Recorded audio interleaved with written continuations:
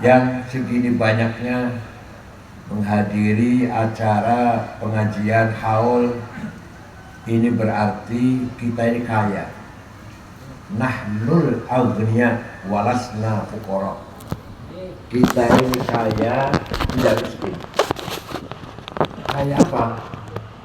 Bukan kaya duit, bukan duit, tapi kita memiliki as-sarawatil ijtimaiyah, kapital sosial, modal masyarakat. Ini luar biasa, kekayaannya Kiai Kafrawi atau Kiai NU lah.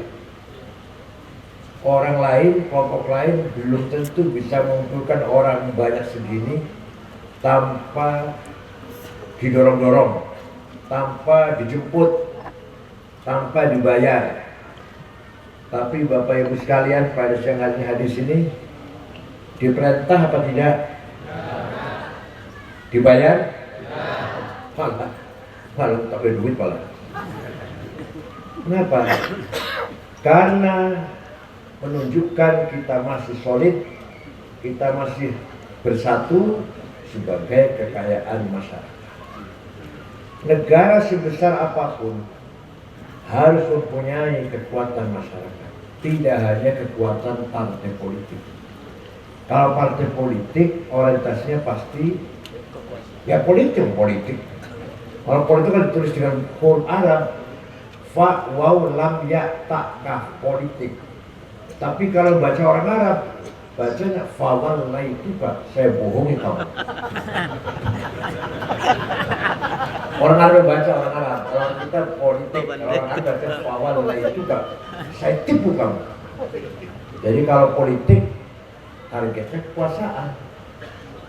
Kadang-kadang kata api ternyata jahat. Kelihatannya atau memberikan harapan ternyata mengecewakan. Itu politik. Tapi kalau kekuatan masyarakat, kekuatan yang tidak bisa dimanipulasi. Nyata betul. Real. Namanya kekuatan civil society. Al-Quwwatul Madaniyah Al-Ijtimaiyah.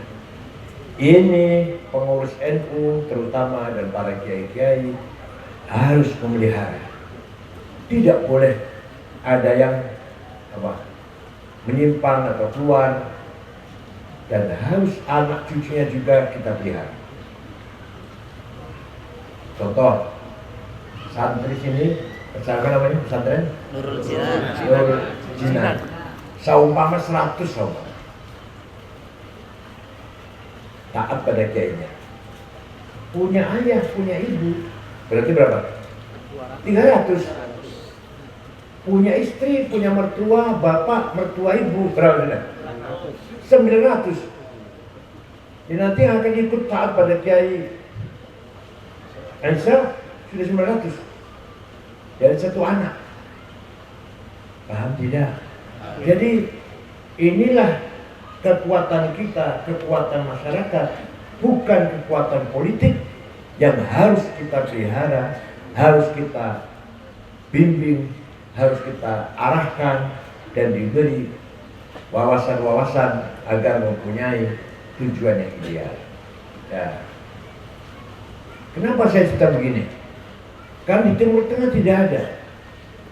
Di Timur Tengah negara Arab bukan wonten, yang tadi bukan wonten. Adanya partai politik dan suku, fanatisme kesukuan dan fanatisme partai politik. Makanya kalau sudah perang saudara sulit dipertemukan. Masing-masing mempunyai kepentingan. Kalau di Indonesia ketika perpindahan dari Pak Harto ke era reformasi, ada ketegangan, ada bakar-bakar, ada pembunuhan, 6 bulan selesai. Pemilu multi partai selesai. Siapa menyelesaikan? Kekuatan masyarakat, bukan kekuatan partai politik. NU, Muhammadiyah, Wasliyah, PRI, PUI, Nahdlatul Wathon, Al-Irsyad, Al-Ittihad, Syarikat Islam, Masjid Anwar. Ini merupakan as-sarawatil ijtimaiyah. Sebenarnya pemerintah harus bangga memiliki ormas-ormas seperti ini yang sudah terstruktur masyarakatnya. Ada ketua umum, ada ketua ranting. Kalau ada apa-apa tinggal panggil ketuanya. Bupati paling gampang dengan NU, dengan Muhammadiyah, dengan ormas yang lain. Sudah ada wadahnya. Nah, yang nggak jelas itulah yang sulit diatur, yang nggak jelas. Kalau kita jelas. Oleh karena itu, jaringan masyarakat ini harus kita bangun. Jaringan alumni, jaringan profesi. Umpama qori kumpul orang kulo, yang ahli fikih kumpul orang ahli fikih, yang ahli apalah, santri yang ahli bahasa Arab kumpul dengan sesama yang ahli bahasa Arab. Ini kalau bisa kita ciptakan itu, insya Allah umat Islam akan lebih profesional dan proporsional. Wala taqfu ma laisa laka bihi ilm. Kamu jangan masuk ke urusan yang kamu nggak ngerti. Kalau kamu nggak ngerti, jangan kecampur. Seperti saya misalkan, panjenengan sepeda motor rusak, mobilnya rusak, dibawa ke saya agar didandani, tambah rusak orangnya.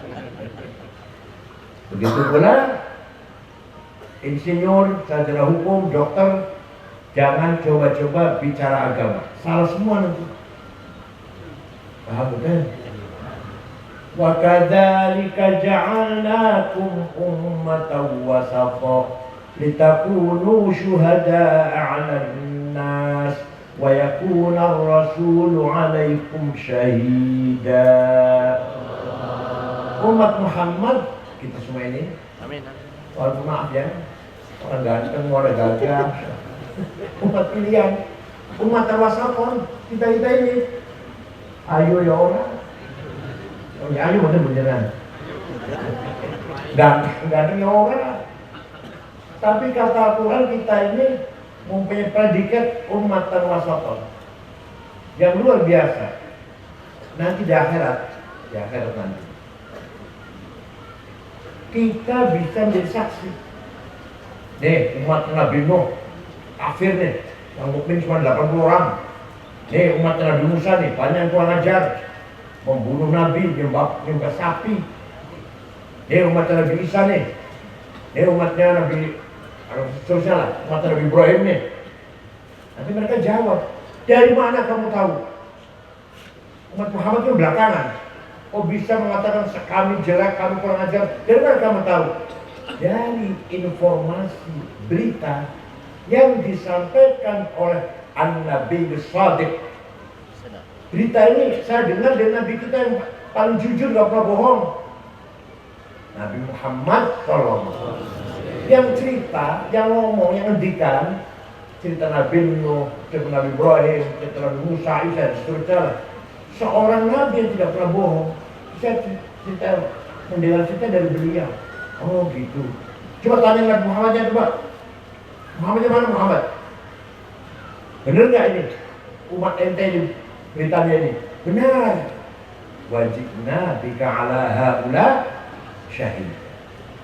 Nanti di kiamat Nabi Muhammad akan didatangkan sebagai saksi umat-umat yang sebelumnya. Makanya predikat syuhudan luar biasa. Kita harus bangga bersyukur menjadi umat Muhammad karena umat yang akan menjadi saksi. Saksi apa? Saksi tempe mendoan. Saksi apa ya? Kalau di Cirebon ada tauco. Oh iya, ada apa? Empal Ampas kelapa. Ampas kelapa. Semayi.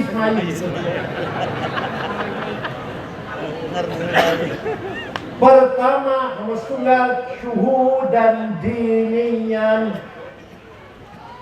Orang NU kita santri harus berperan menjadi syuhudan diniyan. Agama harus kita yang berperan. Masjid Agung Pemalang, Masjid Kecamatan Moga, Radu Dongkal, di mana? Comal, harus dipegang orang NU. Orang betul-betul ngerti agama, profesional. Kalau dipegang orang tidak ngerti agama, rusak nanti semuanya. Paham betul? Orang tidak ngerti siapa? Tidak lain alumni pesantren. Tidak mungkin paham agama dengan benar kalau bukan alumni. 24 jam santri ngaji pada kiainya, ditonton, dilihat, dipantau oleh kiainya. Ini seperti kajian Nabi di para sahabat. Buat naik kelas 1, kelas 2, kelas 3 buatan. Kajian Nabi mendidik sahabatnya buat nganggo kelas gitu. 24 jam sahabatnya diberi bimbingan. Seperti Kiai Isa membimbing santrinya 24 jam. Santrinya pun melihat, menyaksikan kiainya juga 24 jam. Seperti apa kiainya kalau lagi seneng, seperti apa kalau lagi susah, seperti apa kalau kiai lagi sakit, seperti apa kalau lagi sehat, menerima tamu, nengok tetangga yang sakit, takziah, nengok tetangga yang kematian, seperti apa kiai cara itu. Kalau sedang marah kayak apa, cara marah kiainya. Kayaknya punya istri 2, caranya gimana punya istri 2. Jadi itu bisa itu. Paham betul? Ketua PCNU begitu. Di pesantren, bukan di pesantren, agama dulu. Di agama Islam ada ilmunya, di agama-agama lain tidak ada. Satu, mustalahul hadis. Ilmu menseleksi berita sahih, hasan, dhaif. Tanya-tanya ke pendeta. Berusaha kasar ngomong, aku berusaha minyak betul. Tanya ke pendeta, romo, di agama Kristen ada nggak ya? Metode menseleksi berita. Di Bible ini diseleksi. Ini benar, ini agak kurang benar, ini salah. Ada nggak? Nggak ada. Hanya di Islam yang ada ilmu namanya mustalahul. Islam pun pesan modern atau sekolah negeri, sana negeri, alias negeri sudah malas mempelajari itu. Pesantren yang masih mendalami pelajaran itu. Di Diungsang betul kayak negeri, Diungsang enggak? Suatu ketika Khalifah Umar bin Abdul Aziz tahun 99 Hijriah gelisah, sedih melihat banyak hadis palsu, kolom semua, kolom palsu, bohongan. Akhirnya beliau memanggil ulama, seorang ulama namanya Imam Syihabuddin Romahul Muzi. Coba Imam Syihabuddin Romahul Muzi. Bisa nggak bikin ilmu metode menseleksi hadis mana yang benar mana yang nggak benar? Siap. Seminggu jadi, seminggu ilmunya jadi, sudah jadi Khalifah. Coba gimana? Hadis bisa dinamakan sahih kalau memenuhi 4 syarat. Antara murid dengan guru ketemu langsung. Seperti saya misalkan mengatakan kata Mbah Hashim, bohong, saya nggak ketemu Mbah Hashim. Tapi kalau kata Gus Dur, benar, saya ketemu Gus Dur.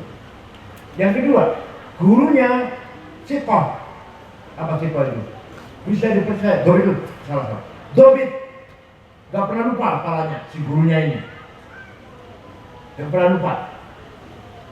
Yang ketiga, siqah. Bisa dipercaya. Gurunya tidak pernah nyolong sendal di masjid. Barang kecil kan, apalagi barang besar, siapa lagi? Nyolong sendal masjid itu tahu. Yang keempat, adil, gurunya itu. Baru namanya hadis sahih. Kata Imam Bukhari hanya 4.000. Kata Imam Muslim lebih banyak lagi. Kata Imam Al-Hakim, lebih banyak lagi. Gak cuma segitu. Kayak Imam Bukhari menulis Sahih Al-Bukhari, Imam Muslim menulis Sahih Muslim, Imam Hakim menulis Al-Mustadrak. Nyusuli, apa nyusuli? Genapin jumlah hadis sahih. Ini hanya pesantren. Saya ngomongin apa pesantren? SAG mesti bakal saya ngomongin. Kurang satu syaratnya, turun derajatnya hasan. Kurang 2 udah dhaif. Dhaif macam-macam. Mauquf, maqtu', muqata', mursal, mu'allal, mu'an'an. Ayo, Di luar pesantren yang ngajar kayak gini, betul banget. Hanya di Islam pun hanya pesantren. Nah, ada lagi ilmu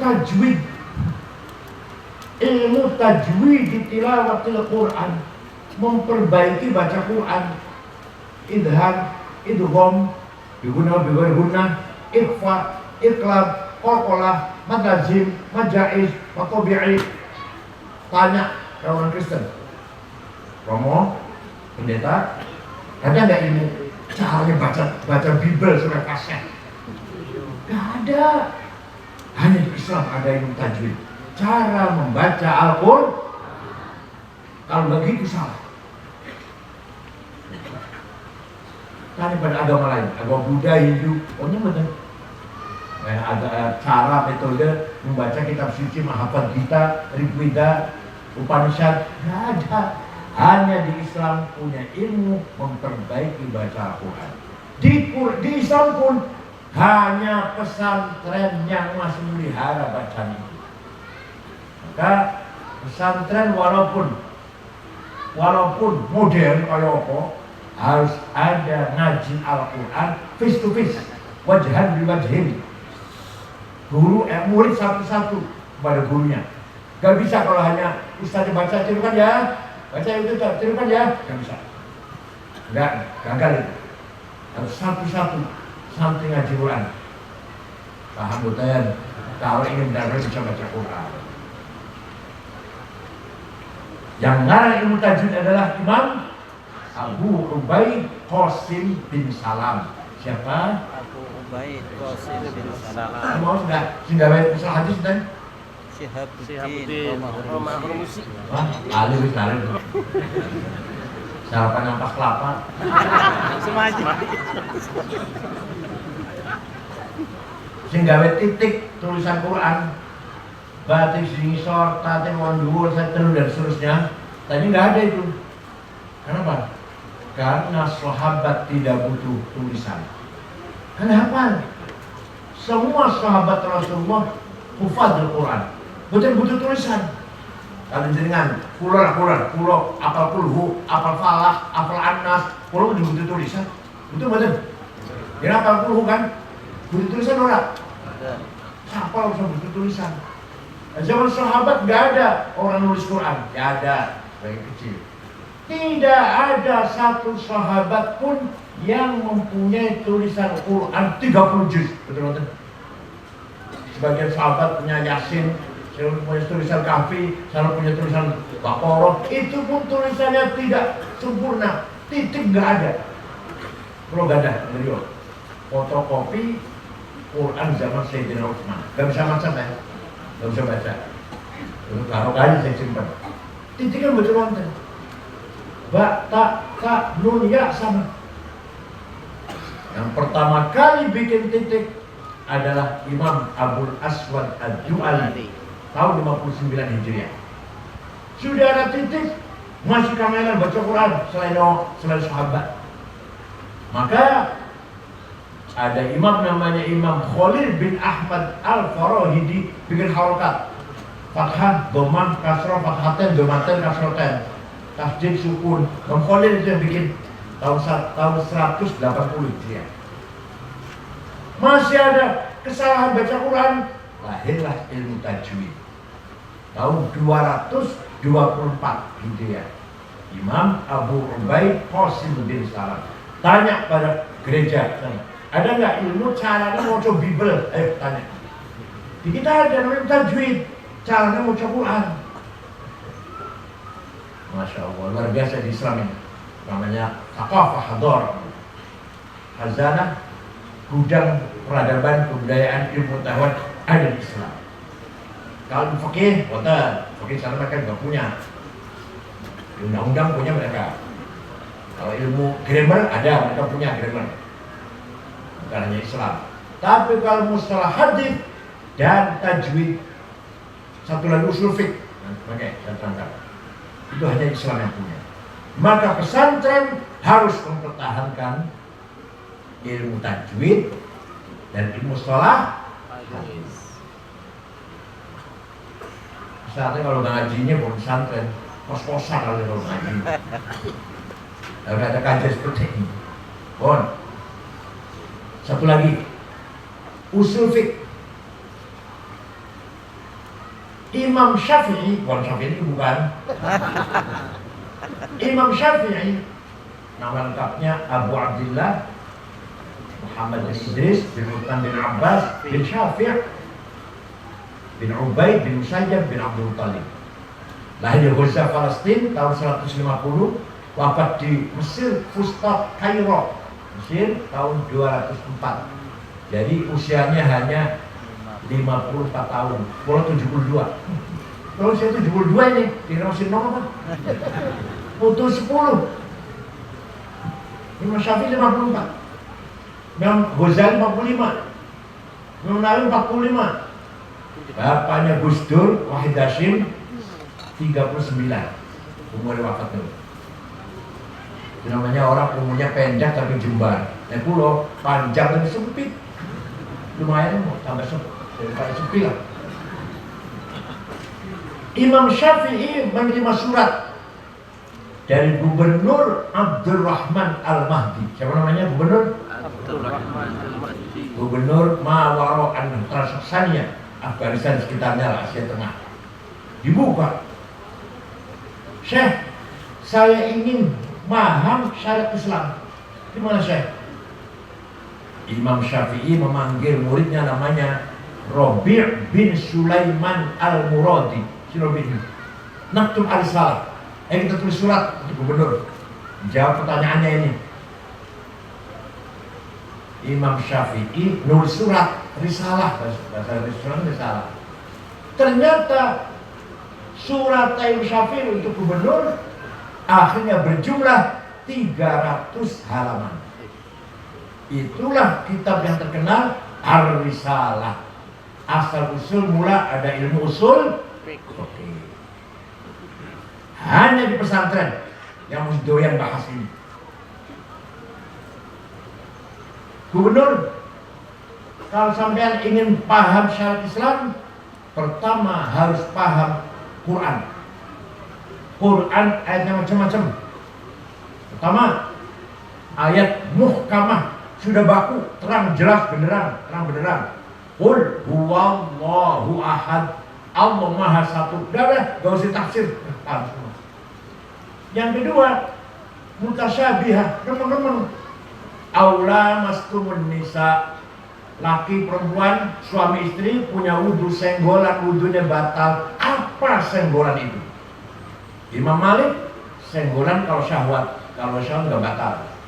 Imam Hambali, kalau saling rangkul, la masa, musyarakah namanya, la masa, saling memeluk, batal. Kalau enggak hanya gandengan, tawaf, orang batal.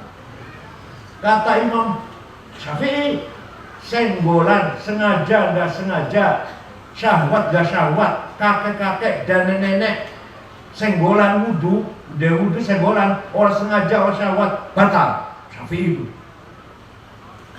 Kata Imam Abu Hanifah, belum ziarah kemarin ke Baghdad 2 bulan yang lalu, Imam Abu Hanifah. Kata Abu Hanifah, suami istri punya wudhu, ciuman, syahwat, sengaja, orang batal. Asal tidak yang satu. Berarti yang satu ngerti? Pokoknya tidak yang satu gak batal. Mau ngelus-ngelus, orang pulang ciuman, syahwat, gak batal wudhunya. Imam Abu Hanifah. Dia lama sampai jamaah buat beliau. Ini namanya ayat mutasyabihah. Yang kedua, ayat mutlaqah, absolut dan muqayyadah. Yang absolut, ati'u Allah wa ati'u Rasul, taat kepada Allah, taat kepada Rasulullah, mutlak. Tidak usah tawar, tanpa syarat. Wa ulil amri minkum, harus taat pada pemerintah kalau pemerintahnya baik. Ada syaratnya itu, namanya ayat muqayyadah. Yang ketiga, ada perintah ammah, perintah khusus. Yang perintah umum, aqimus shalah, wajib sholat, siapa saja, kapan saja, di mana saja. Yang perintah khusus, wajib perang. walladzina hajaru wa khuju min jarihim wa udhu fi sabili wa qatalu wa qutilu. Ayo perang, kamu mati atau kamu dibunuh. Lau kafiran dan sayyi'atin wa akhiran lahum jannatin tajri min tahtiha. Ayo perang, wajib perang. Kamu mati atau kamu membunuh, surga balasannya, bidadari. Udah siap pakai, udah telanjang. Dipahami, dikira perintah umum. Ngebom. Pemalang ada pemalang, Umar Patek namanya. Bisa bawa wazir. Kalau Batam, Geringsing ya, Dul Matin.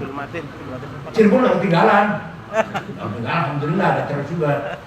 Ada Syarifuddin, Kuningan Saifuddin, Indramayu Muazzam. Kalau Lamongan, siapa? Ali Imron, Muklas. Malang Salim bin Mubar At-Tamimi. Tegal Muhammad Ali itu Ahmad Ali dari Talang itu. Semoga alhamdulillah. Ada yang luar biasa, teroris internasional dari Cianjur, Hambali internasional, ditakuti internasional dari penjara Amerika sekarang di Guantanamo. Dikira perintah perang bodoh kalau perintah sholat umum kapan saja, di mana saja, setiap saat. Enggak. Perintah wajib perang kalau lagi perang ada musuh datang, semua keluar rumah ini orang Raja. Ayo lawan semua. Lagi perang. Kali aman yang nggak boleh ngebom, nggak boleh membunuh. Paham betul?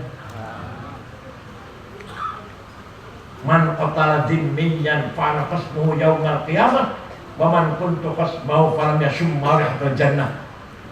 Orang sahabat nempelin wong Yahudi orang sengaja mateni, tangannya rupanya orang isinya bukan tangannya. Orang jajan itu menawa mati. Si Yahudi mati, betul sengaja mateni, nempelin mati. Nabi marah besar dengan mengatakan barang siapa membunuh non-muslim, siapa? Non-muslim, maka nanti di akhirat berhadapan dengan saya, kata Rasulullah. Barang siapa berhadapan dengan saya, lam yashum marihatal jannah. Jangan harap masuk surga. Tidak. Membunuh non-muslim. Sahabat Al-Ayyubi waktu perang salib, ada tentara Islam membunuh tentara musuh, tapi lagi istirahat, lagi turu, lagi tidur. Tentara salib, tentara Kristen dibunuh tentara Islam. Yang tentara Islam ini dikisos. Gak boleh membunuh seenaknya. Bunuh di dalam medan perang. Lagi jam istirahat gak boleh. Bukan hanya itu Pak. Wala tasubbul ladzina yad'una min dunillah fayasubbullaha adwan bighairi ilm. Kadzalika zayyana likulli ummatin 'amalahum thumma ila rabbihim marji'uhum fayunabbi'uhum bima kanu ya'malun.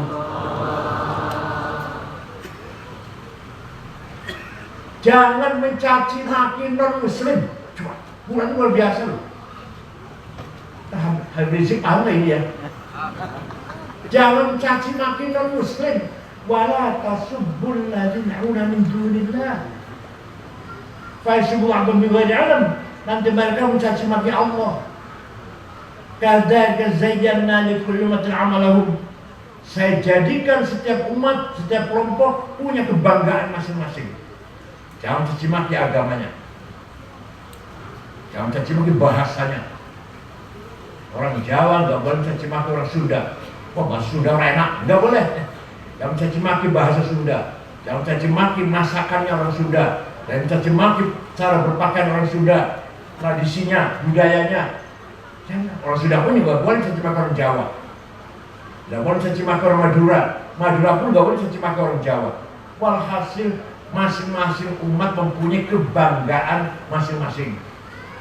Paham betul? Nah, Quran melarang ucapan kotor, ucapan yang mencaci maki, walaupun kepada non-muslim. Dakwah, tapi tidak boleh dari bahasa yang kotor, yang isinya mencaci maki. Gitu loh. Karena gini ngerti gak sih? Dah, ada lagi ayat yang maknanya hakiki, ada yang majazi, kata Syafi'i dalam suratnya ini. Yang realistis dan yang metaforis. Yang metaforis, yadullah fauqa aidihim, tangan Gusti Allah sandure tangannya orang kafir, bukan tangan Mas. Gusti Allah orang dia tangan. Qudratullah. Di Quran yadullah, di mana kekuasaan Allah. Ojo tangan. Semua tidak ada tangan. Kullu man 'alaiha fan wa yabqa wajhu rabbika dzil jalali wal ikram. Semua orang yang apa di muka bumi mati semua kecuali wajahnya Allah. Allah nggak punya wajah, nggak punya muka. Itu zatnya maksudnya. Paham betul? Ini. Coba kalau letterlek ada coba apa? Seanane wis. Wa yabqa wajhu rabbika dzil ikram. Hanya wajah Allah, muka Allah yang tidak besar. Masa Allah punya muka? Mukanya bulat atau lonjong? Punya kumis apa enggak? Wajah Arab buka wal malaku soffan soffa. Malaikat baris di akhirat nanti. Wajah Arab buka, Allah datang, periksa barisan. Apel merah putih pagi Senin apa? Inspektur upacara apa? Yang datang bukan Allah. Walaupun di situ tulisannya bacanya wajah Arab buka, Tuhanmu datang. Bukan. Yang datang wajah amru rabbik, perintahnya yang datang. Malaikat baris datang perintah Allah. Paham betul? Ini hanya di pesantren yang dibahas, yang bahas ini. Namanya ayat majazi. Wah, ini panjang banget kalau saya ceritakan 2 tahun. Ini kan gampang apa? Namanya ilmu usulul fiqh, paham? Itu baru Quran. Sudah ngerti tentang ayat Quran, kata Mas Syafi'i kepada gubernur dalam suratnya, belum cukup, harus hadis. Kenapa? Karena contoh satu aja, contoh baru sholat. Quran perintah sholat sampai 62 kali di Quran itu. Aqimus sholat, aqamus sholat, yuqimuna sholat, aqimus sholat.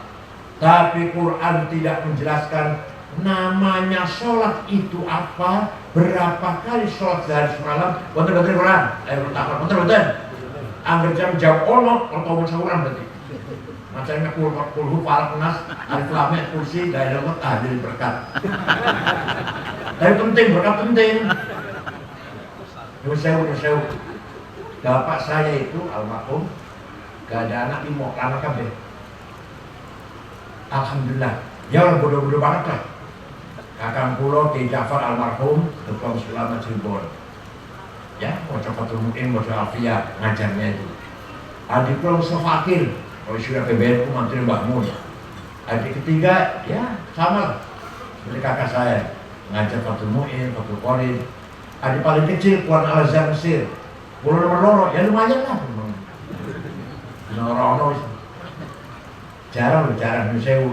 Jarang kiai yang jadi semua jarang. Saya pikir kenapa ya ayah saya tuh punya anak 5, lumayan semua. Saya sendiri punya 4 yang lumayan cuma nomor 3. Doktor, ada di Google ada, nama anak saya ada di Google sudah terkenal. Doktor Rehab Said Akil, dan psikolog Islam, lulusan Universitas Islam Nasional Malaysia, Kuala. Saya pikir kenapa ya tidak gampang buat anak jadi semua.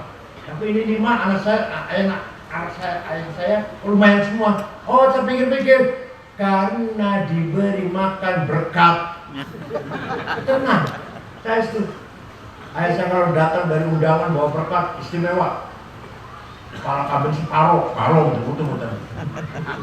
Ada telurnya, ada dagingnya, ada ayam yang multi gizi lah. Dimakan anak-anaknya, ya Allah. Daripada anak kasih makan markup proyek, daripada manipulasi anggaran, daripada melipat gandakan anggaran proyek fiktif, pasti anaknya narkoba bukan. Paham betul? Yang narkoba yang kurang ajar juga, makanya anak kurang ajar. Jadi mau anak kasih makan tahlil, berkata tahlil insyaallah. Di Quran betul-betul sholat itu 5 kali, namanya zuhur, asar, maghrib, isya, subuh. Betul-betul segitu pentingnya sholat. wonten neten hadis furidat alaikum khamsu maktubat adh-dhuhr wal 'asr wal maghrib wal isya wal fajr. Quran betul wonten, hadis wonten. Diwajibkan kepada kamu sekalian sholat 5 kali, namanya zuhur, asar, maghrib, isya, subuh. Maka kalau nggak pakai hadis, kita tidak tahu berapa kali sholat dan berapa apa namanya kalau hanya pegang Quran. Paham betul? Mus ngerti Quran, ngerti hadis. Kata Syafi'i, belum cukup gubernur. Akal harus pakai, coba. Akal harus pakai, akal ulama tuh kalau mana apa? Mana raja? Akal pas kelapa. Akal ulama. Akal harus dipakai. Harus dalam ahli syariat Islam. Akal ada 2. Akal rame-rame, ulama rame-rame menghasilkan keputusan namanya ijma, konsensus. Contoh, apa arti ijma? Apa arti ijma? Arkanus sholati sab'ata asyar. Rukunnya sholat 17.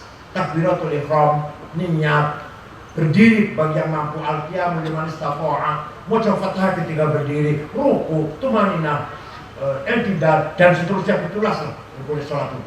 Itu hasil konsensus para ulama. Paham betul? Quran betul wonten, rukunnya sholat 17 betul wonten, hadis betul wonten. Itu akal ulama. Tapi akal apa namanya? Akal rame-rame kolektif. Paham betul?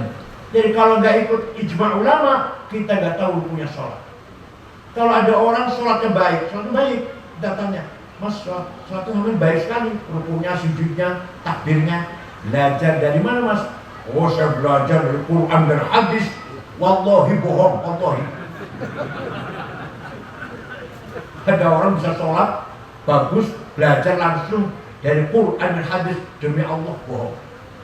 Yang benar, saya belajar dari bapak belajar dari kiainya, dari gurunya, dari syekhnya. Mentok nanggone Imam Syafi'i. Imam Syafi'i nanti dari gurunya Imam Malik dari gurunya Imam Rabi'ah, Imam Rabi'ah dari gurunya Imam Kharijah, Imam Kharijah putra sahabat Zaid bin Thabit, afqahu sahabat yang paling ahli fikih, itu namanya sahabat Zaid bin Thabit. Paham betul? Jadi kalau kita tidak ikut ijma ulama, gak tahu rukunnya sholat. Jadi singkat di Narimci 2 tahun 4 semester saya itu 4 semester. Yang kedua, akal ulama dewe-dewe, individual. Namanya kias. Apa namanya? Kias. Ada 9 kias itu. Aulawi, burhani, mantiki, jadali, istiqra'i, tamthili, khitabi, syi'ri, ibna'i. Akan diterangkan 2 saja. 7 nanti kalau lagi. 1 burhani. Hukumnya narkoba piye? Hukum apa? Sabu-sabu, narkoba, kokain, heroin, apa hukumnya? Halal apa haram? Quran mantan? Quran sama hukum haram. Quran mengatakan haram. Hadis mantan?